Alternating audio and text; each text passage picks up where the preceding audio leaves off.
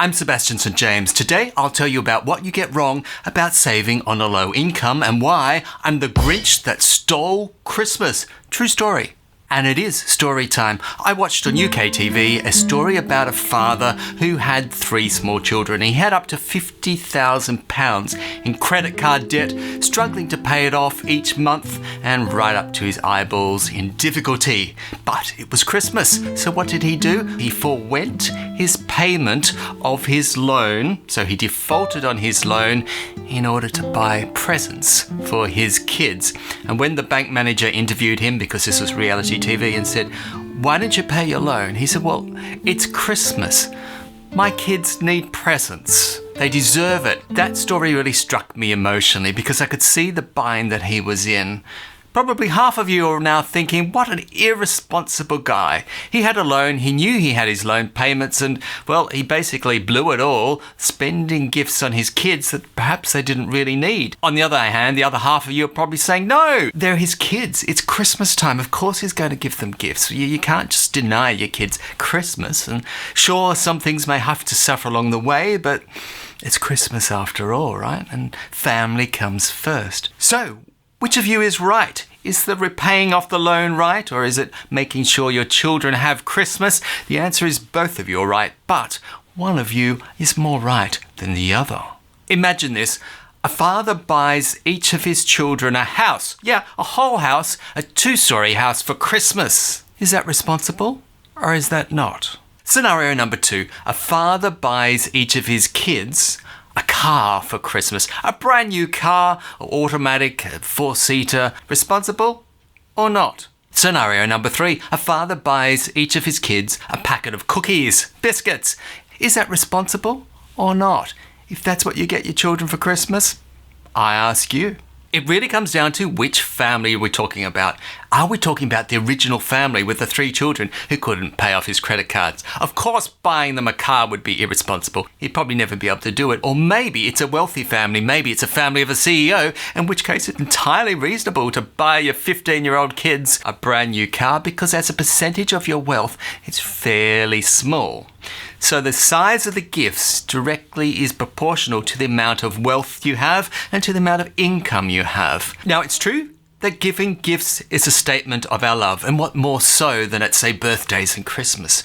But overspending on gifts, well, that's a statement of financial irresponsibility. Sure, you want to appreciate the person, you want to show them that you love them, but is it worth actually going in default on a loan to do that? In the case of the UK father, the gifts that we saw, we got to see them on TV, were ride on little trikes and blow up things and board games and little computer games and things like that. So probably quite a decent middle-class Christmas. And this is a father who was defaulting on his loan to give his children, relative to his income, rather lavish gifts, quite frankly. And that, to me, is a problem. Sure, it is Christmas. Sure, your children should have some sort of gifts, but not gifts that are so far beyond your income bracket that it just does not make sense. The love that you show your relatives, the love that you show your kids should be unquestionable, but it's got to be in proportion to how much you can afford.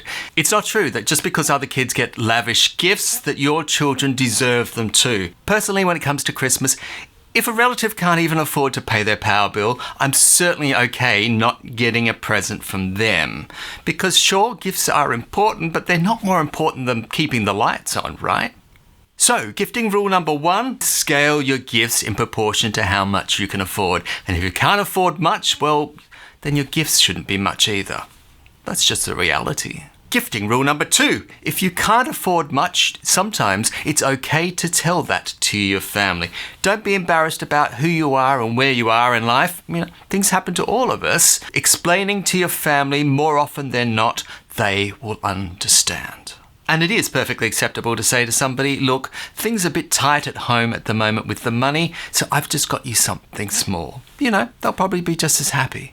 And if they're not, if they disrespect you because you've given a proportional gift, as much as you could really afford, then send them a link to this video and I will sort them out. So how do you not get yourself into difficulty in the first place? And how can you save money? I've got a video coming out on that shortly, so make sure you're subscribed so you don't miss out.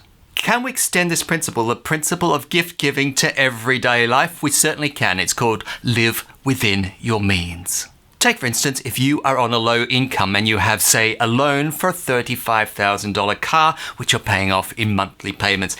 Is that really appropriate? If you can't afford that car outright, should you be buying a car that expensive? The answer is no, probably shouldn't. Scale back your car to meet your means. Live within your means. So maybe a $5,000 car that you can actually afford outright without monthly payments is the most appropriate thing for you. The reality is you do not deserve better. You deserve what you can afford at the time. And possibly in the future you will be able to buy a better car, a slightly better lifestyle, but that does not mean you deserve it now. Never be ashamed of where you are in life. My mother, well, she had quite a different upbringing than I had.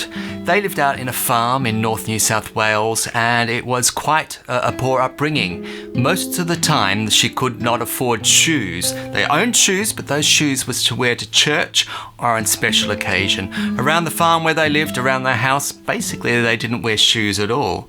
Extraordinary coming from our point of view, but that was just the reality.